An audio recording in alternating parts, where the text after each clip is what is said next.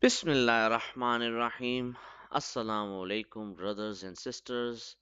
This is your host, Omar Sipra, and you are watching Sipra Online Quran Academy YouTube channel. Uh, Ramadan Mubarak to you all, guys. And Alhamdulillah, today I am starting a new educational series where, inshallah, we will start from Arabic alphabets and then we will move on to the Quran, and inshallah we will also learn about kalimas, prayers, masnoon duas, prophet stories, and inshallah you will find uh, a lot of interesting stuff. So please subscribe my channel and share this content with others so that you will also inshallah get the rewards. All right, without further ado, let's begin. So, first of all, I would like to repeat after me.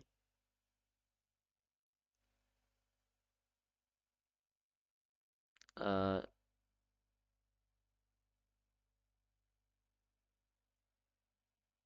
let's just start from the very basics.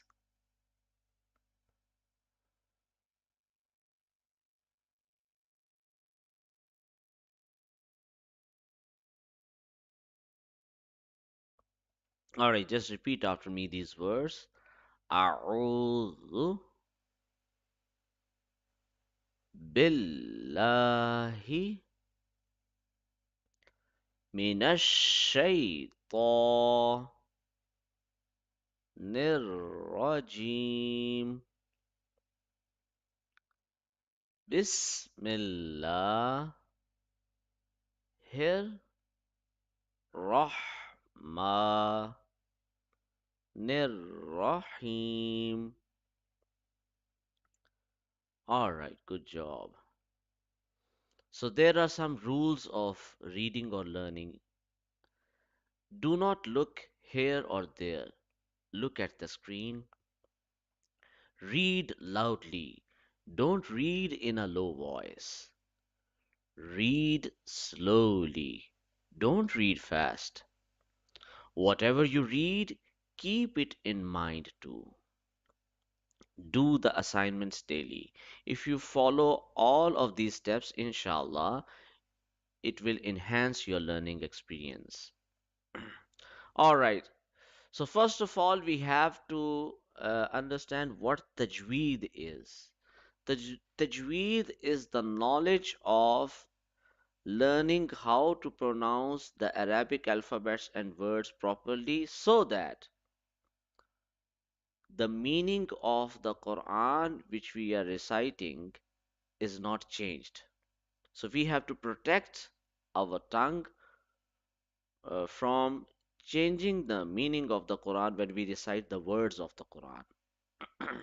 Because Arabic is a very, very sensitive language, even if one alphabet is replaced by another, or even a small change of fatha, kasra, or dhamma if it is there, then the meaning will be changed. So we have to avoid it at all costs. Secondly, before starting to learn the alphabets, we will have to recognize the different places of the mouth so that we could recognize and realize from which place each and every letter is going to be pronounced. So this is image of the mouth as you can see, and this is the, okay, let me change the color of the pen. This is the upper lip and this one is the lower lip. This is the upper tooth, this is edge of the tooth, and this is back side of the tooth. This is the lower tooth. This bumpy area, which is actually root of the upper front tooth, I call it hill in order to make it easy to remember, I have used the analogy hill for it because it is a little bit of bumpy. If you try to touch your tongue at this place, at behind the upper teeth, you will notice at the roof, at here, at this place, you will notice there is a little bit of bump. You can also call it the gum of the upper teeth or root of the upper teeth, or you may call it a hill, simply a hill. All right, so this is the tongue. This is tip of the tongue. This is the middle tongue, and this is the lower tongue. And this is roof of the mouth, and this one is the throat. This is the top throat, this is the middle throat, and this is the lower throat, and that's it. These are the things which you need to keep in mind. The upper lip, the lower lip, the upper tooth, the lower tooth, edge of the tooth, backside of the tooth, tip of the tongue, the middle tongue, the lower tongue, the roof, the top throat, the middle throat, and the lower throat. And that's the end of it. All right. Now you have to keep some things in mind. We don't use force in soft letters. Hard letters are read with force. In heavy letters, there is an aw sound. Light letters don't have aw sound in them. So generally, letters are of two types. So there are two things which are found in letter. Either a letter is a soft or a hard one, and a letter can be a light or a heavy one. So what I mean is that any alphabet uh, will have two of these qualities. So it can be soft yet heavy, or it can be soft yet light, and a letter can also be a hard letter and a heavy also, and it can be also be a hard letter yet it can be a light letter. So what does this statement mean? Inshallah, uh, a few moments later you will understand what I'm trying to say. You just have to keep these things in mind for the time being, that we don't use force in soft letters. Hard letters are read with force. In heavy letters, there is an aw sound. Light letters don't have aw sound in them. Okay, so this alphabet is called Alif. Alif is very easy to remember. It looks like the shape of one. Okay, in English, the number one, Alif looks like number one. Okay, so it's almost the same. The number one looks like this, and Alif resembles it. Okay, it is not exactly this, but it resembles the number one. It is easy to remember from top to bottom. This line is being drawn vertically, and this is Alif. All right, so the second alphabet which we need to learn is called Ba. Now, as far as the shape of Ba is concerned, Ba looks like a boat. Okay, pardon my drawing skills are not that perfect, so if there are any mistakes, just forgive me. And here you can see a boat. So the letter Ba looks like a boat with one dot at the bottom. Ba looks like a boat with one dot at the bottom. Ba is a soft letter and a light letter. This is what I was talking about. So what are soft letters? Soft letters are those letters where we don't use force in them. And light letters don't have the aw sound. You know, the English word aw or awesome. So in every heavy letter, there will be an aw sound in it, and every light letter lacks the aw sound. In every light letter, there is no aw sound, and in every heavy letter, there is an aw sound. So ba is a soft letter and it is a light letter as well. Why do I call it a soft letter? Because we read it by closing our lips, and we will not close our lips very hard. We will not say it ba like that, not at all. It's very soft and very easy to read. It's simply ba. We must not use force in this letter. No need to do that. It's ba, ba, ba. It's very easy. No? There are so many things in which the letter ba comes. For example, it resembles the English alphabet B, and in a poem where we sing, Baba, black sheep, have you any wool? Yes, sir, 3 bags full. So in that also the word ba comes. All right. So it is soft and light. We read it softly and lightly. Then comes the letter ta. Ta is actually the brother of ba, because the shape of ta resembles the shape of ba. Both look like a boat. However, ta has one difference, the position and the number of dots. Ba has only one dot at the bottom, whereas ta has two dots at the top. There is no dot at the bottom and there are two dots at the top. So this is soft and light, and the tip of the tongue will be touching at the hill, at the root of the upper tooth, very gently and softly. All right. The tip of the tongue will gently touch the hill behind the upper front two teeth. Okay, so this is the position where this is the place where we have to place the tip of the tongue very gently and softly. Say ta. Repeat after me. Ta, ta, ta. All right. Then comes the next alphabet, which is also very easy to read, and this is tha. Now, tha is a soft letter as well as a light letter, and the tip of the tongue is touching at the edge of the upper tooth. The tip of the tongue will be touching at the edge of the upper tooth. Okay, so we will place here this tip of the tongue here at this point at the edge of the upper tooth, very gently and softly, and we will not use force in it. It's just like an ice cream melting in your mouth or a chocolate melting in your mouth. It is very soft.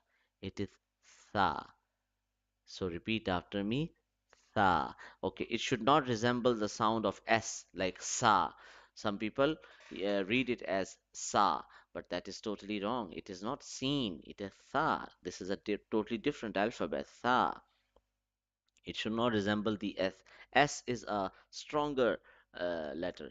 It has a stronger sound. We use force in the letter S, but this letter is not like an S. It is tha, tha, tha. Tip of the tongue will be touching at the edge of the upper teeth. Tha. Very easy to remember. Tha.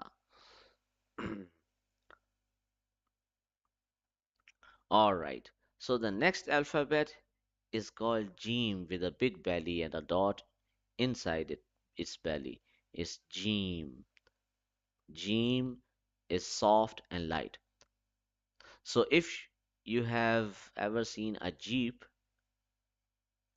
you remember.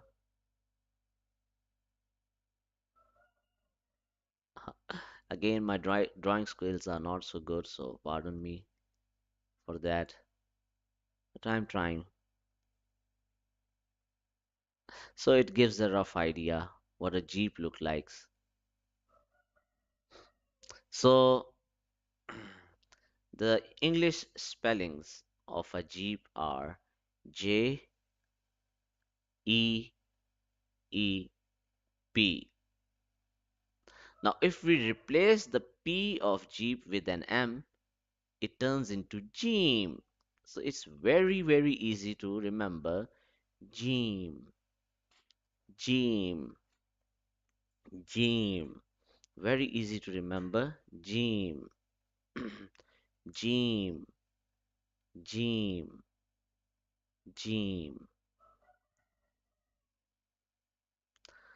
And this letter without any dot is called ha. It comes from the middle throat.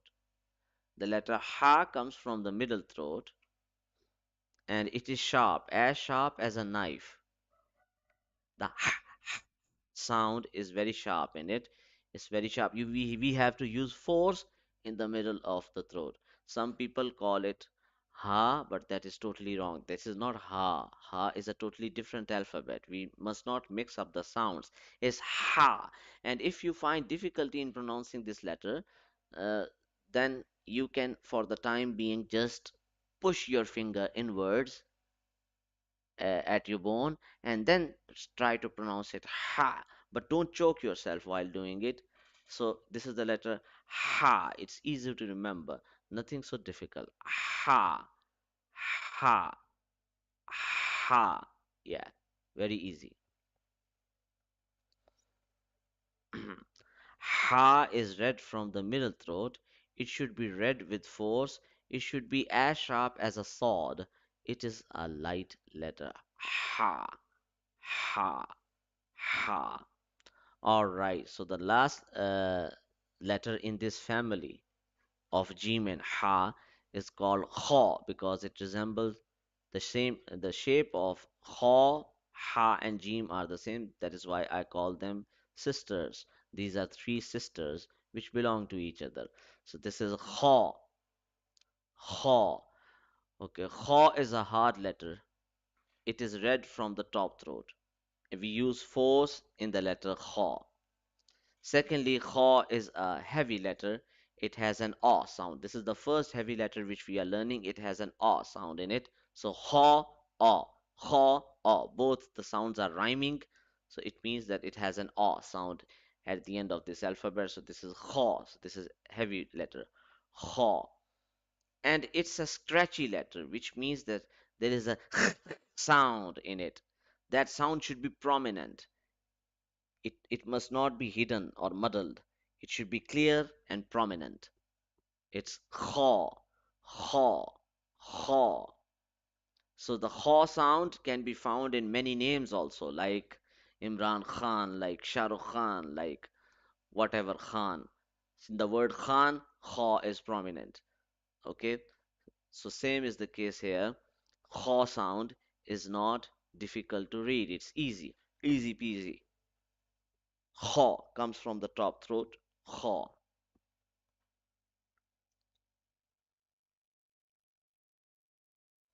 It is read from the top throat with force. The scratchy sound in top throat should be dominant and clear. Yeah. All right. So, inshallah, we will have a prayer break, and inshallah, after Fajr prayer, I will continue the lesson. Inshallah, if time permits and life permits, hope to see you soon. Jazakumullah khair. For the time being, I will just have a prayer break.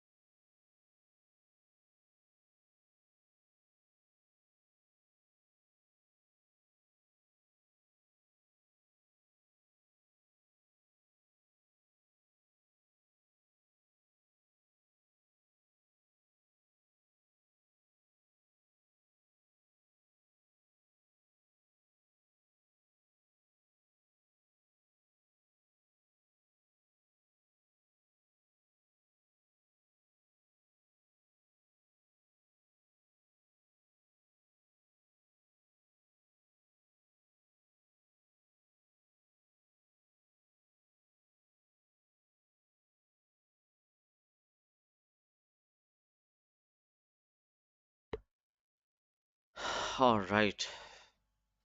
Bismillahir Rahmanir Rahim. Welcome back. So we will continue from where we left off.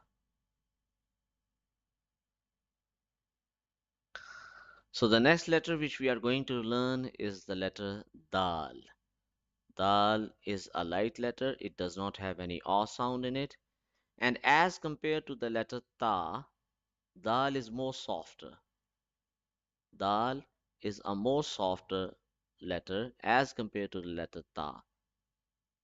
Now, the tip of the tongue will be touching at the same place, at the hill where it was previously placed in the letter Ta.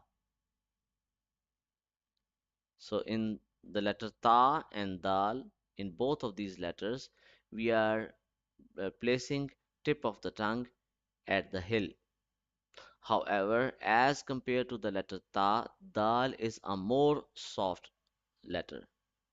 Dal is more softer, is more softer, which means that we have, as compared to Ta, we will use less pressure in the tip of the tongue. We will not press the tip of the tongue too hard. It will be very, very gentle, very soft. In the letter Ta also, we will not press the tongue too hard, but as compared to Dal, the pressure will be decreased.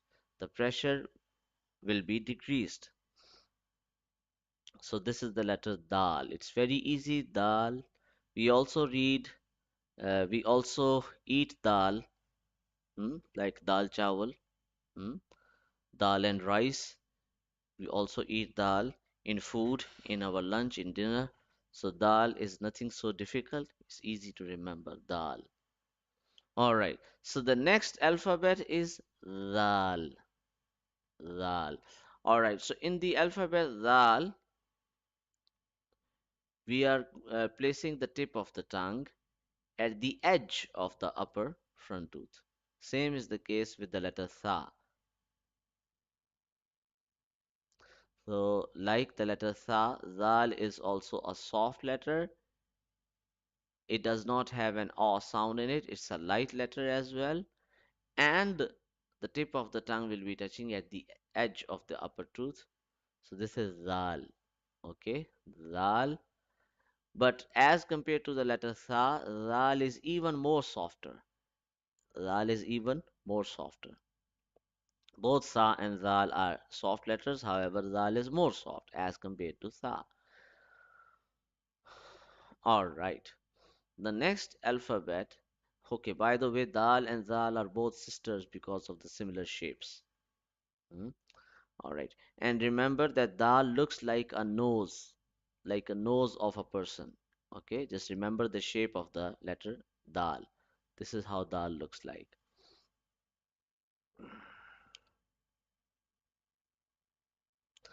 All right. The next alphabet is Ra. Ra. Ra is a heavy letter and it's a soft letter. Actually, Ra is a semi heavy letter. It's not a full heavy letter. It's a semi heavy letter. Or you can say it, you can call it a half heavy letter. The reason is that whenever a raw will have a fatha or a dhamma on it, it will become heavy. But whenever it has a kasra on below it, then it becomes light. And there are other conditions and situations where raw is a light letter. However, inshallah, we will discuss all of those conditions later on. For the time being, just remember that raw is also a heavy letter. But if someone questions you, how can it be a heavy letter? It does not come in the mustaliya letters, then you will just reply him or her in this manner that ra is actually a half heavy letter or a semi heavy letter, that on some occasions it becomes a heavy letter, but on other occasions it becomes a light letter. So that is why, uh, but just don't get confused and go in so much complications, just remember that it is also a heavy letter. Most of the time, it's a heavy letter. So raw is a heavy letter and it is a soft letter. So some people rub the raw too much, like they start saying raw, like the static engine of a car. If you turn on a car and you just leave it, so it vibrates.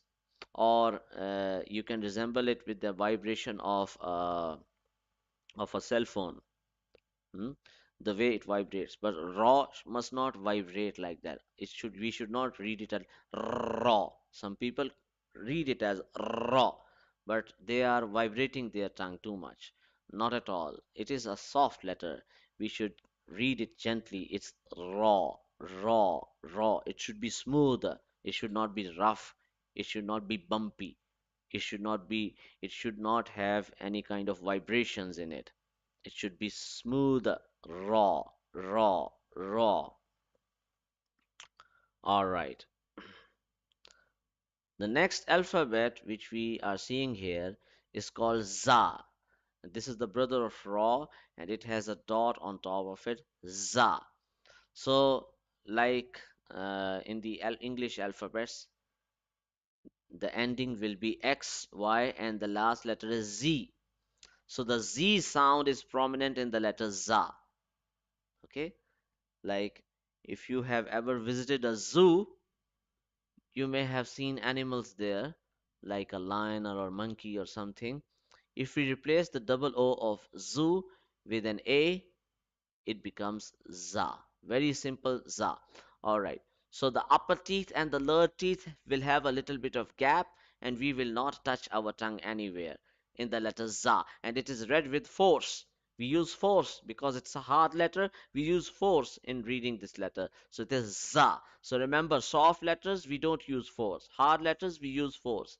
Light letters there is no aw sound in them, and heavy letters have an aw sound in them. All right.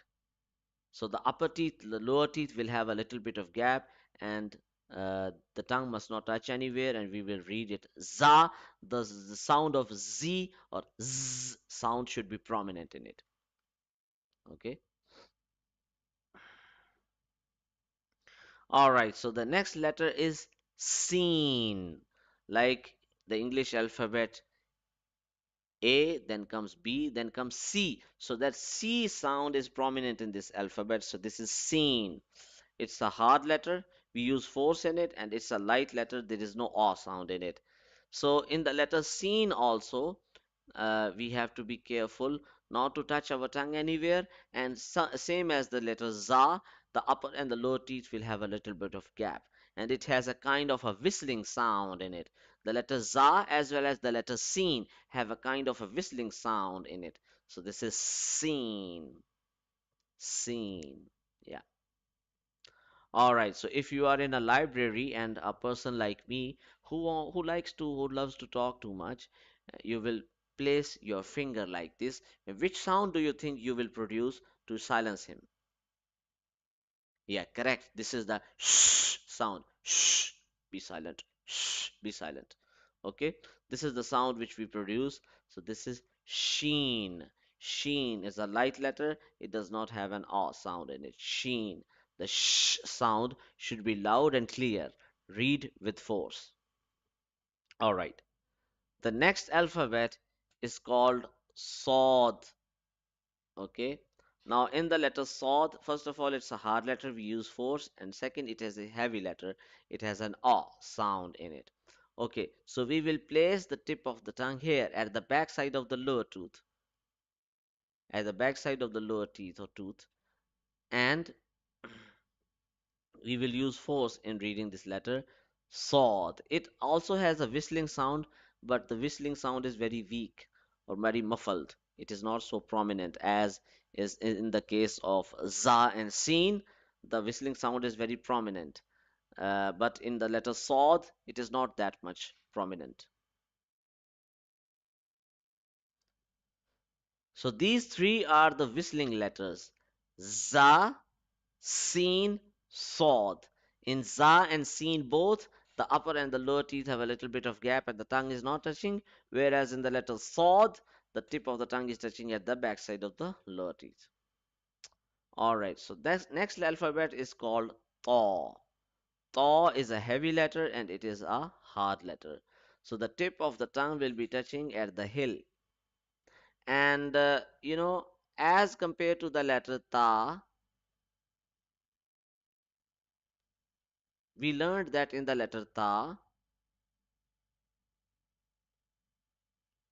tip of the tongue is touching at the hill.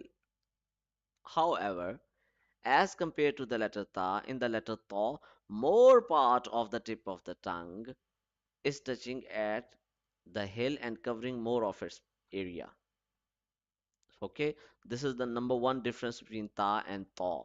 Second difference, ta is a soft letter, thaw is a hard one. We use force in the letter thaw.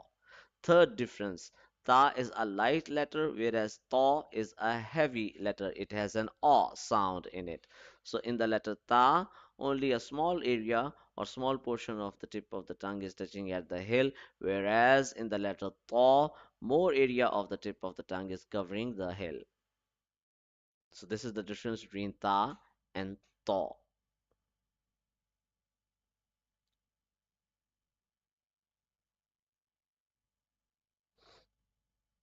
All right, so the next letter is the letter law.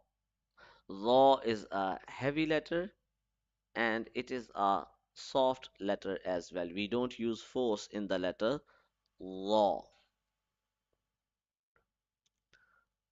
So the tip of the tongue will be touching at the back side of the upper tooth in the letter law. Law. Law. So we cannot call it upper tooth but upper teeth because actually what is happening is I will just try to pinpoint the exact location where our tongue will be touching. So suppose that these are the upper front teeth, the two teeth actually, all right, and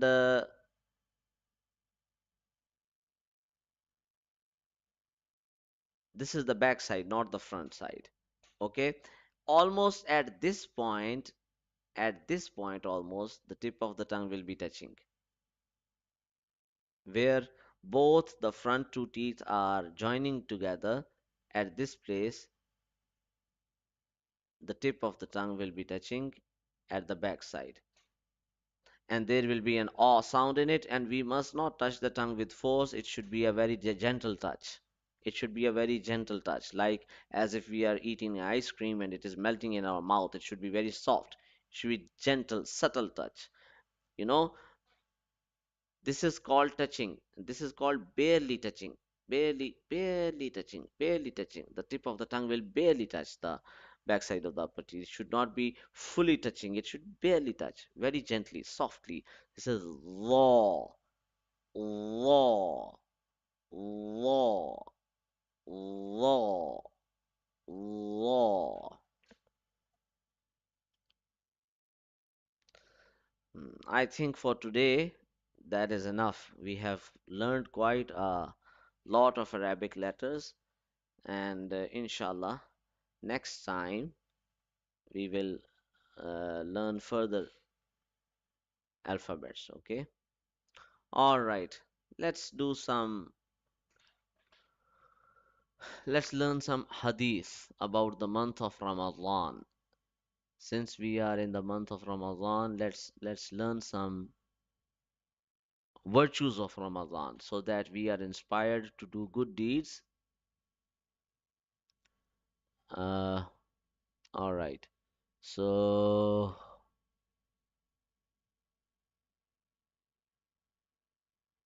yeah, here we are.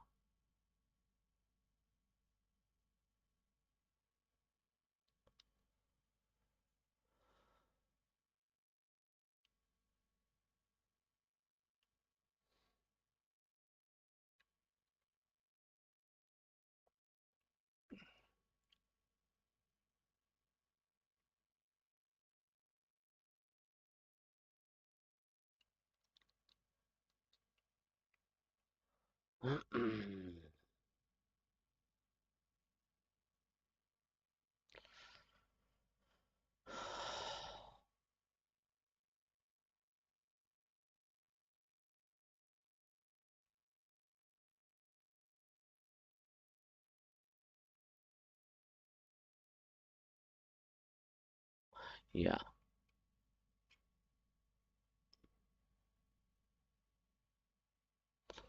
Hadith number one.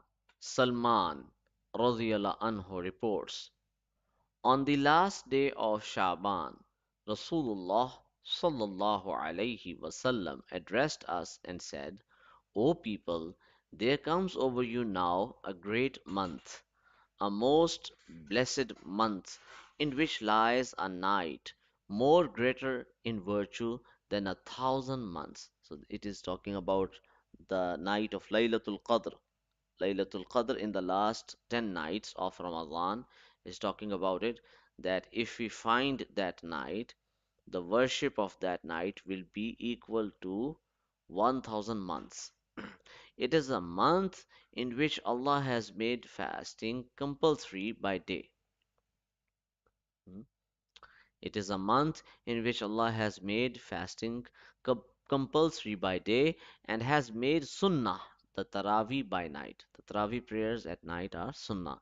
Whosoever intends drawing near to Allah by performing any virtuous deed, for such person shall be the reward like the one who had performed a fard in any other time, and whoever performs a fard shall be blessed with the reward of 70 farais in any other time.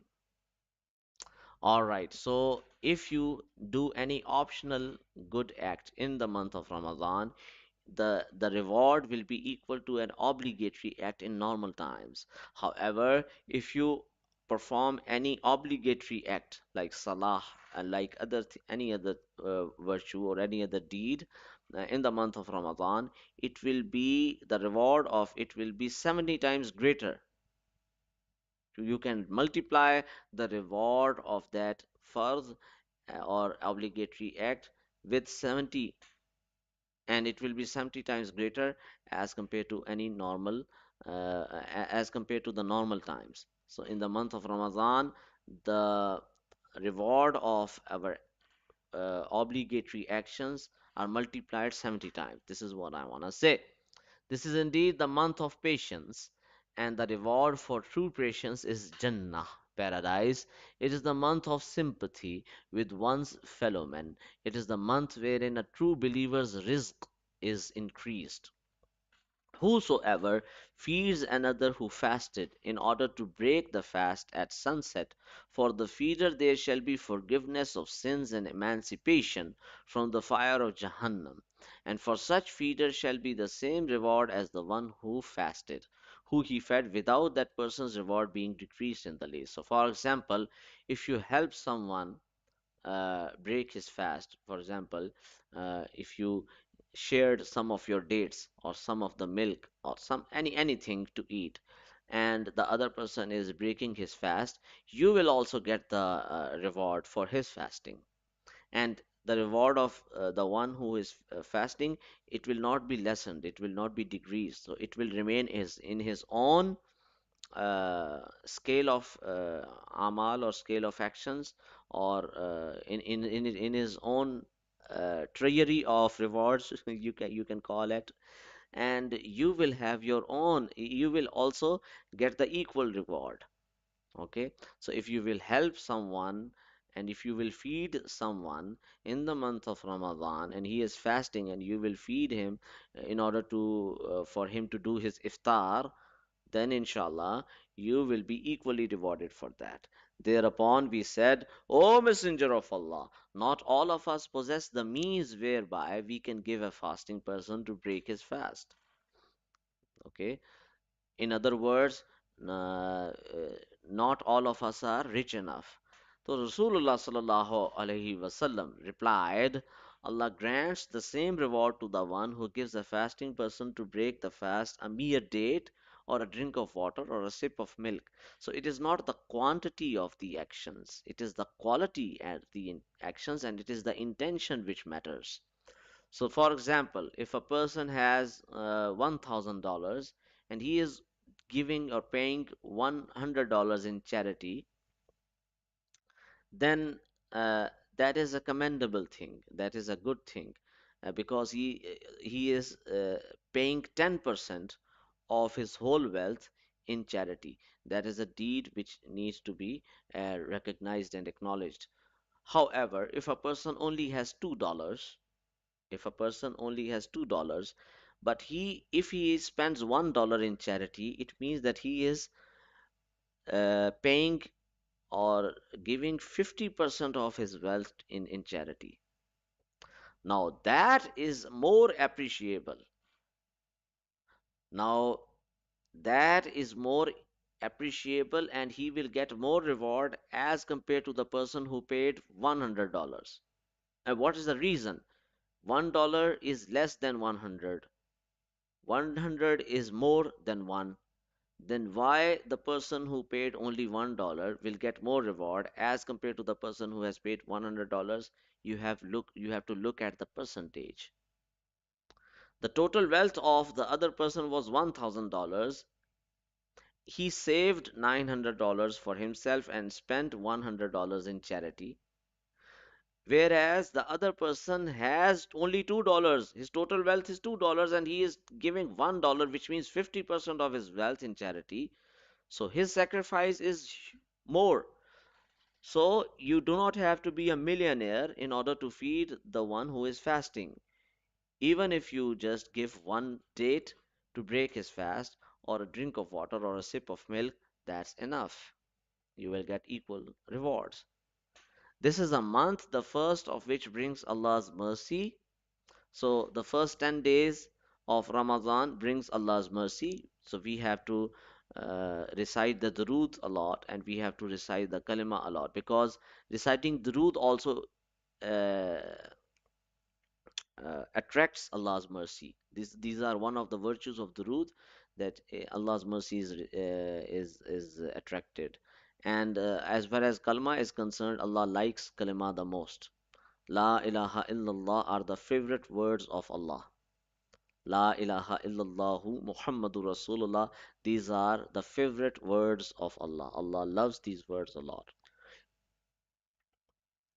The middle of which brings His forgiveness. So the from 21st, sorry, from 11th to 20th Ramadan, we have to ask a lot of astaghfirullah, because these middle 10 days they attract Allah's forgiveness. And the last of which brings emancipation from the fire of Jahannam. So in the last 10 days we should ask Allah to forgive us and to protect us from hellfire, because in these 10 days there is an opportunity for us, there is a chance for us to be protected and saved from hellfire. Whosoever lessens the burden of his servants, bondsmen in this month, Allah will forgive him and free him from the fire of Jahannam. So, for example, you have a housemaid, or a person who is serving you at home. But if you, in the month of Ramadan, if you lessen his burden or her burden, then inshallah Allah will forgive your sins.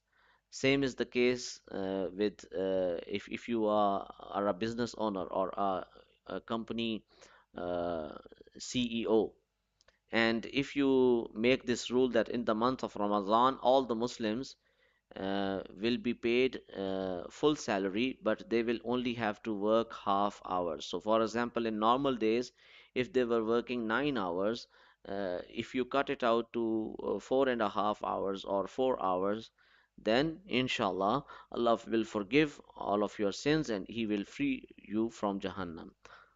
This is what it means: lessen the burden of his servants. And in this month, four things you should continue to perform in great number, two of which shall be to please your Lord, while the other two shall be those without which you cannot do. Those which shall be to please your Lord are that you should in great quantity bear witness that there is no deity to worship except Allah, that is, recite the kalima tayyibah, La ilaha illallah, and make much istighfar, beg Allah's forgiveness with astaghfirullah, astaghfirullah, astaghfirullah. Oh Allah, forgive me. Oh Allah, forgive me. And as for those without which you cannot do, you should beg of Allah entrance into paradise and ask refuge in Him from Jahannam. So we have to make dua continuously that, oh Allah, please grant us paradise. and please protect us from the fire of Jahannam. And whoever gave a person who fasted water to drink, Allah shall grant that giver to drink from my fountain, such a drink whereafter that person shall never again feel thirsty until he enters Jannah. Okay, so there is a special fountain. It's called Kauthar. Have you ever heard the Suratul Kauthar? So Kauthar is the name of a special fountain of Prophet Muhammad sallallahu alaihi wasallam. The owner is Prophet Muhammad, and it is his fountain.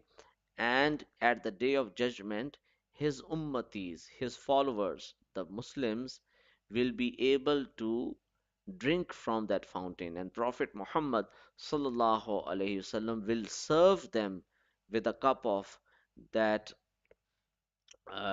whatever is it is in the mountain, a cup of drink from that mountain to his followers. So that fountain is being mentioned here, and whoever there will that will be a special kind of drink.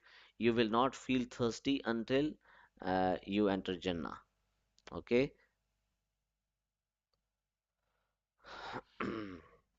Alhamdulillah, may Allah grant us the fountain of Kauthar, drink from it, and may Allah grant us the shifa of Prophet Muhammad sallallahu alaihi wasallam and the true, sincere love, which is not limited to words alone but to actions also.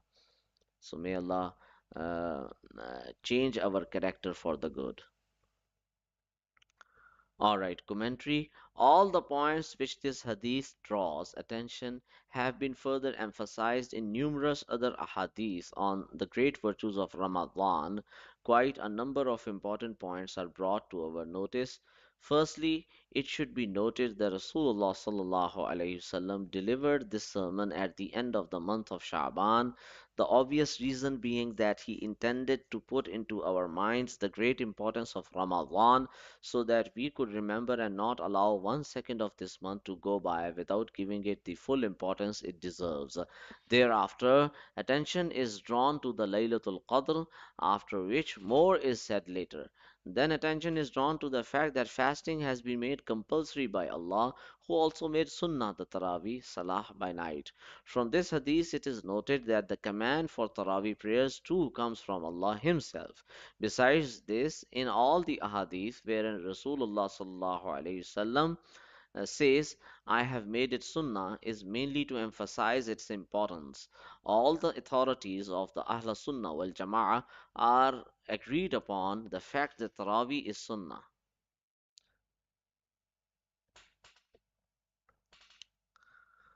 Okay, Burhan mentions that only the Rawafid deny this. All right. So all the Muslims agree that Taraweeh is sunnah. Okay, only Rafdi people they deny this fact.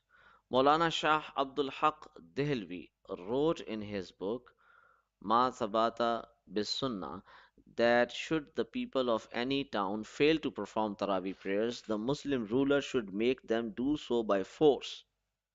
So a certain number of people of every town must offer Taraweeh prayers. Here, one point should be noted. Many are of the opinion that one may listen to the full Quran being recited in a certain masjid in 8 or 10 nights and then stop performing Taraweeh with Jamaat. Thereafter, the virtue of the Sunnah will have been attained. This is wrong. By doing this, the one Sunnah will be fulfilled and the other omitted. So, offering 20 rakah prayer in during Taraweeh, that is a one sunnah. And listening to the complete Quran is another sunnah. These are two separate sunnahs. There are two things. Firstly, it is sunnah to hear the full Quran being recited in the Taraweeh in Ramadan. Secondly, it is sunnah to perform Taraweeh with Jama'ah throughout Ramadan. Both should be performed with care. So some people, what do they do? They in the last 10 nights or in the first 10 nights, they complete the whole Quran and then they stop offering Taraweeh because they think that we have learned, we have heard or the complete Quran, so we do not need to offer Taraweeh anymore. Whereas this practice is wrong. We have to offer 20 Taraweeh rakats in the complete month of Ramadan. Okay, one thing I want to mention, because students often ask me whether we should read 8 Taraweeh rakats or 20 Taraweeh rakats. So here is the answer. In the Haram, from the times of Sayyidina Umar radiallahu anhu till this day, and inshallah till Qiyamah, in the Haram, the Imams are offering 20 rakat Taraweeh. If a person leaves 12 rakah of Taraweeh and he only offers 8 Taraweeh, 8 rakat Taraweeh and goes, it is his own problem.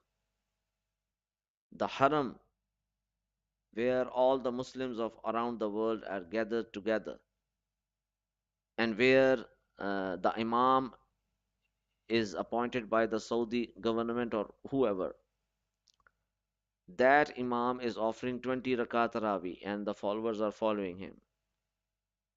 This is the answer which I want to give to those who think that there should be only eight rakat Taraweeh. And secondly, it is the consensus, it is the rule of Sharia that Quran and then Sunnah and then Ijma' of Sahaba, the consensus of the companions of the Prophet sallallahu alaihi wasallam, are the basis of Islam. Okay, so first thing is Quran, second is Sunnah, third is consensus of the companions, and fourth is deductive analogy, qiyas. These are the four sources of Sharia, the four sources of Islamic law. All right. So when Sayyidina Umar radiallahu anhu ordered the Muslims to offer 20 rakat Rawi, and all the Muslims agreed at that time, and that practice has been established by him, and till this day it is being practiced still in the Haram. Why some people have this problem of declaring that no, we have to offer 8 rakat Rawi and this or that. All right, I don't want to indulge in this discussion, just wanted to mention because uh, some of my students asked this question.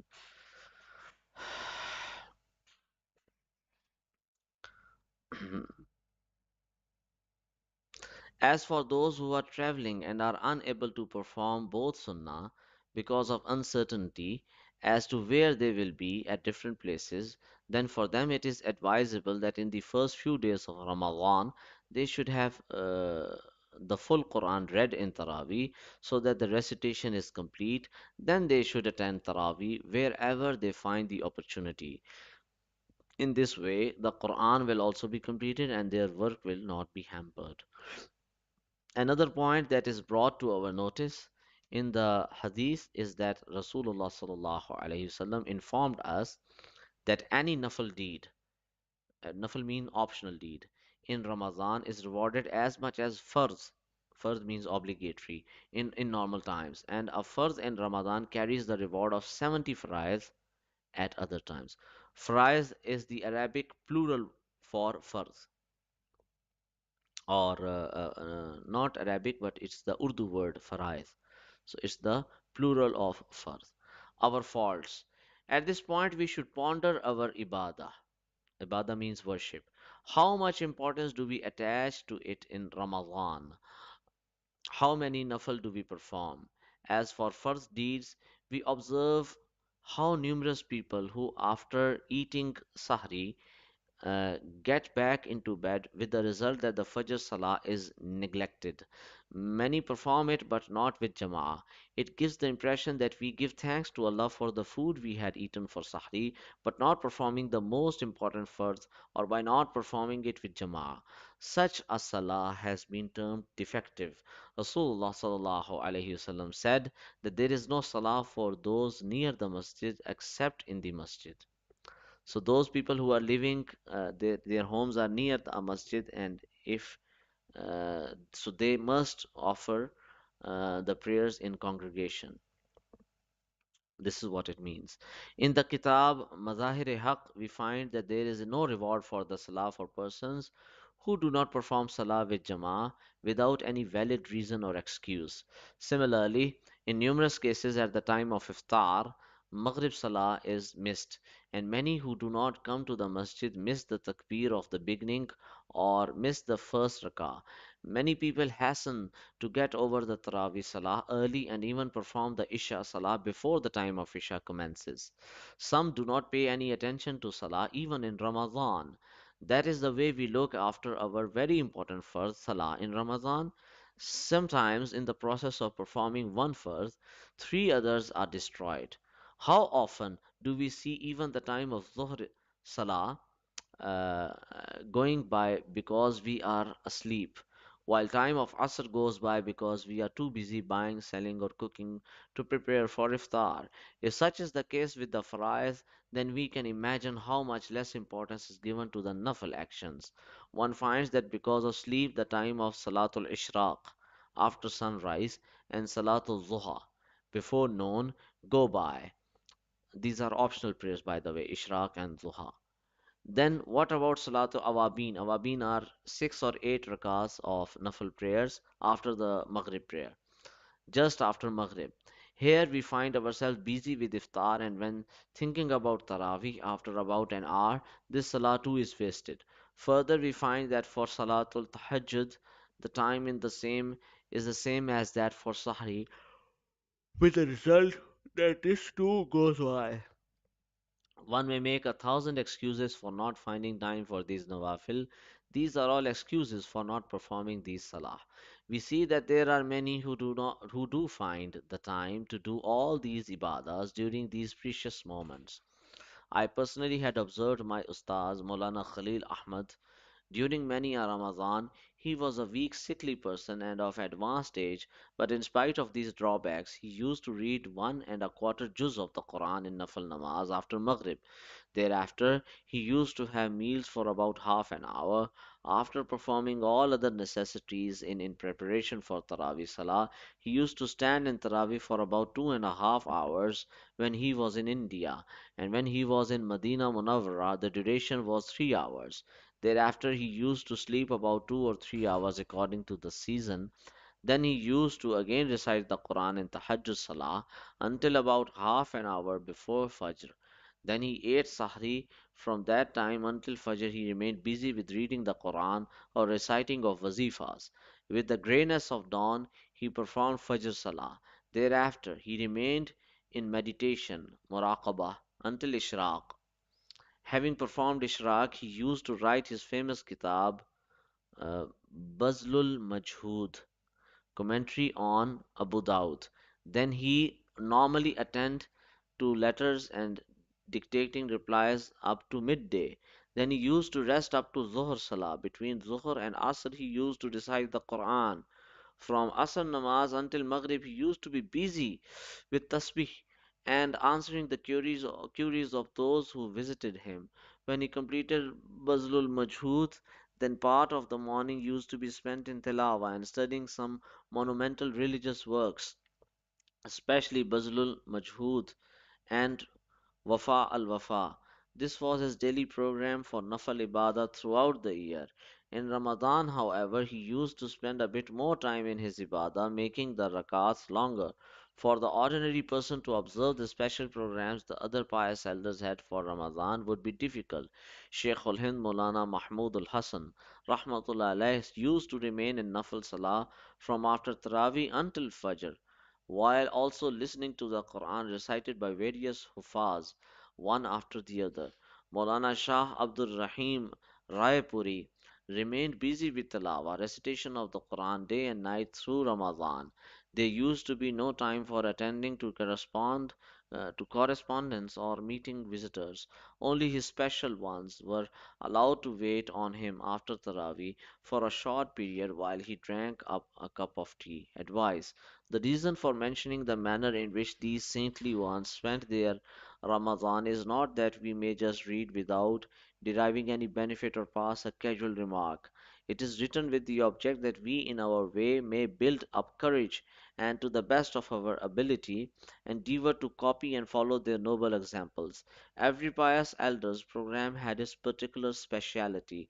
How wonderful would it be if those are not forced by worldly necessities try their utmost to mend their religious life in this 1 month after having allowed 11 months of the year go by to destroy themselves. As for those who have to be in their offices and be present at 8, 9, or 10 in the morning, what difficulty will it be for them if they at least in Ramadan spend the time from Fajr until their hours of employment in reciting the Quran? After all our worldly needs, we do find time in spite of office hours. For those engaged in farming, who normally are not bound to others, nothing prevents them from reciting the Quran on their farm or adjusting their daily routine. Then come the businessmen, shopkeepers, and merchants. Nothing prevents them in Ramadan from reciting their Quran during their shop hours or cutting short trading time in order to make time for recitation thereof. After all, there is very strong link between Ramadan and the tilawah of the Quran. Almost all Allah's great scriptures were revealed in this month.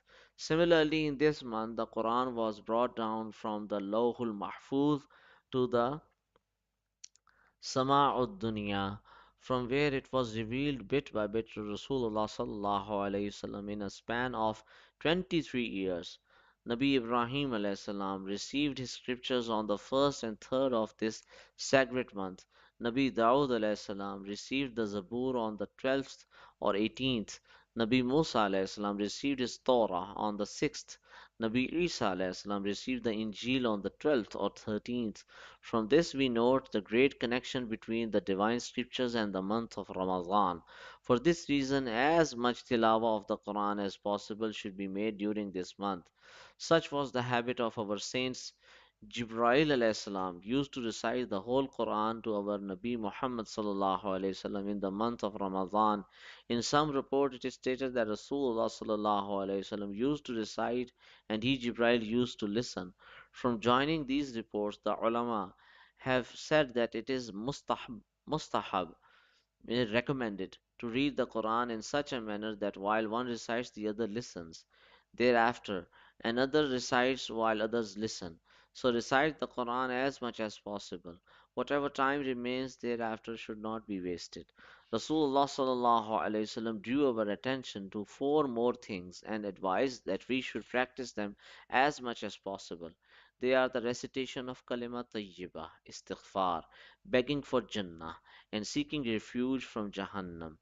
Thereafter, therefore, it must be regarded an honor to spend as much as available in these recitations.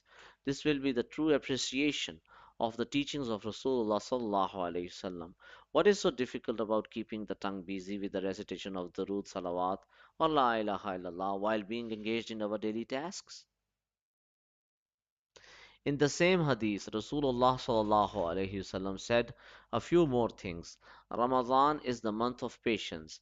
Hence, even if great difficulty is experienced in fasting, one should bear it with patience. One should not complain as people are fond of doing during hot days.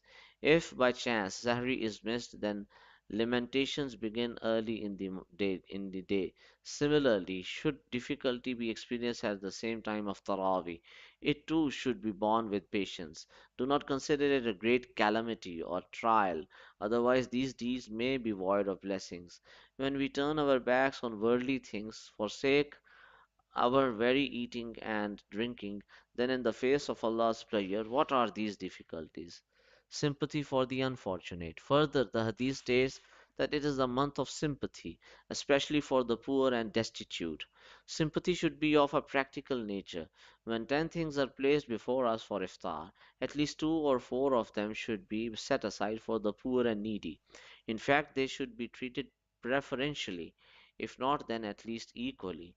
They should certainly be remembered.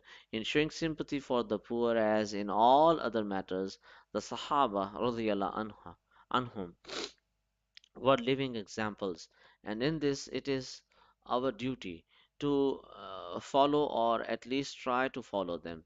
In the matter of sacrifice and sympathy, only the courageous can emulate the Sahaba. There are numerous instances, if they are cited, will only leave one in astonishment. Let us see the following example. Abu Jahm radiallahu anhu relates that during the battle of Yarmouk, he went in search of his cousins, taking with him a water bag to give him to drink, and also wash his wounds. If he was found alive or wounded, he found him lying among the wounded. When I asked him whether he wanted some water, he indicated yes. At that moment, someone near him moaned. My cousin pointed to the person, indicating that I should first quench the thirst of the neighbor. I went to him and found that he too needed water. But just as I was about to give him water, a third person groaned near him. The second one pointed to this third person, meaning that I should give the third one to drink first. I went to the third person, but before he could drink, I found out that he had passed away, whereby I returned to the second one only to find that he too had passed away. When I came to my cousin, he too had become a martyr. This is the type of sympathetic character our forefathers had. They preferred to die while thirsty rather than to drink before a strange Muslim or stranger brother. May Allah be pleased with them all and grant us ability to follow in their footsteps. By strange, they mean stranger. A Muslim brother who is a stranger, they would prefer for them to drink water even at the time of their own death. This was the character of our elders. Ruhul Bayan quotes from Imam Suyuti, Suyuti's Jami, Saghir, and Imam Sakhawi's Maqasid, the narration of Hazrat Umar, that Nabi sallallahu alayhi wasallam said, "At all times, my ummah, there will be 500 chosen servants and 40 abdal, pious ones, totally devoted to Allah. When any of these passes away, then immediately he is succeeded by another." The Sahaba inquired, "What are exclusive deeds?" Rasulullah sallallahu alaihi wasallam replied, "They overlook the injustices of the transgressors, and they show kindness to those who ill treat them, and from the sustenance provided for them by Allah they engender sympathy and graciousness." In other hadith it is stated that whosoever feeds the hungry, clothes the naked, and grants shelter to the traveler, Allah shall save him from the terrors of Qiyamah. Yahya Barmaki used to grant Imam Sufyan Thawri 1,000 dirhams every month, whereupon Imam Sufyan used to prostrate himself before Allah, praying, "O Allah, Yahya has been sufficiently to my worldly needs. See you through your great mercy to his necessities in the hereafter."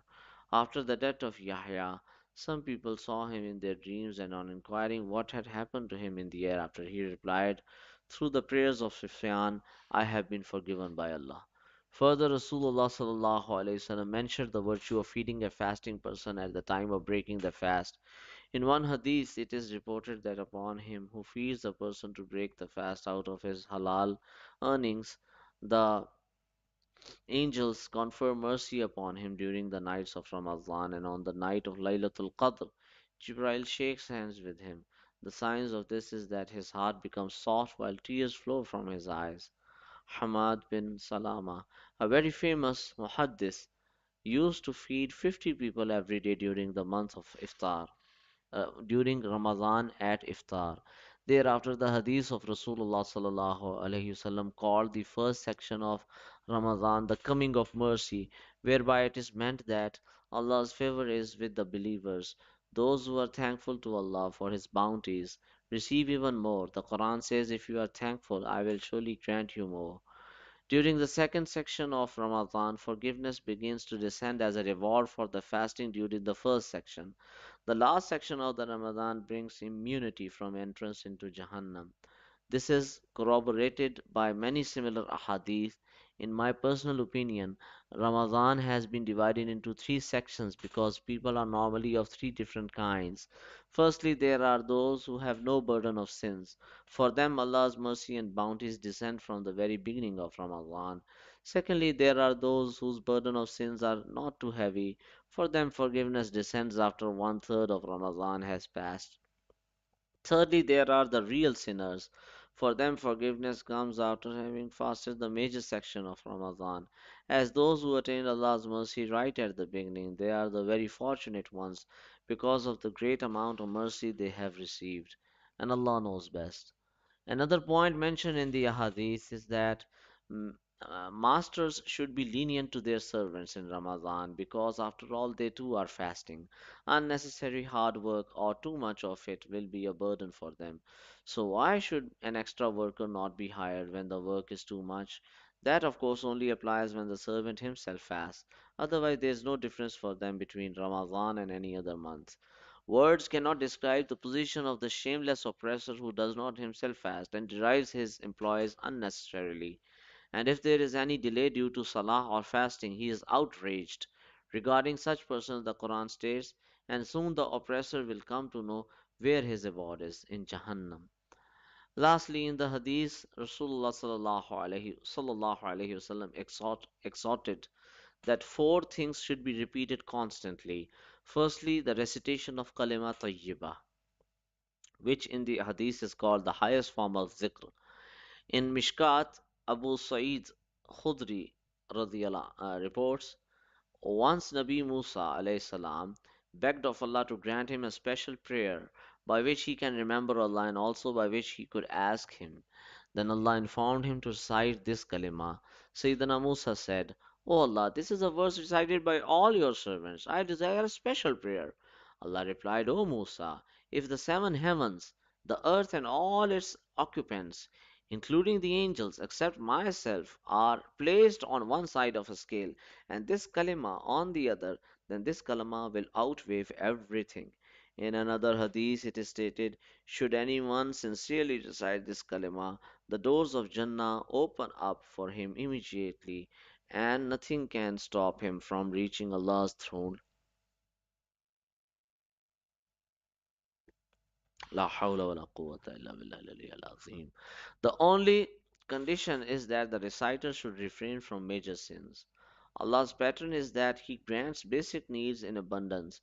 We see all over the world that whatever is generally required is found in abundance.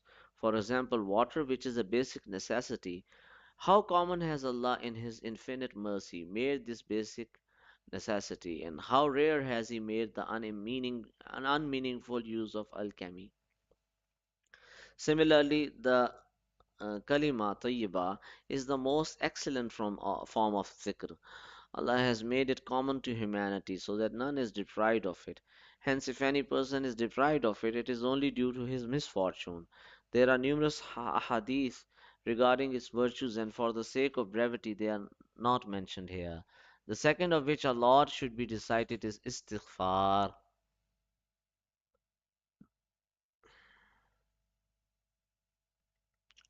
The hadiths report the virtue of istighfar, and in one hadith we read, whoever says much istighfar, Allah opens an exit for him from all difficulties and releases him from all sorrows. In a similar manner, he receives rizq from unexpected sources. In another hadith, Rasulullah sallallahu alaihi wasallam said that every man is a sinner, but the best among the sinners are those who repent and seek forgiveness. We will soon mention a hadith where in it is mentioned that when a man commits a sin, a black spot forms on his heart, but when he repents, it is washed away. If not, the black spot remains. Thereafter, Rasulullah sallallahu alaihi wasallam commanded us to beseech two things, without which we cannot do: to beg Allah for entrance into Jannah, and to seek refuge in Him from Jahannam. May Allah grant you and I this good fortune. Ameen, Ya Rabbal Alameen. All right. I think for today it is enough, inshallah. Meet you next time. Wish you best of luck. Assalamu alaikum wa rahmatullahi wa barakatuh.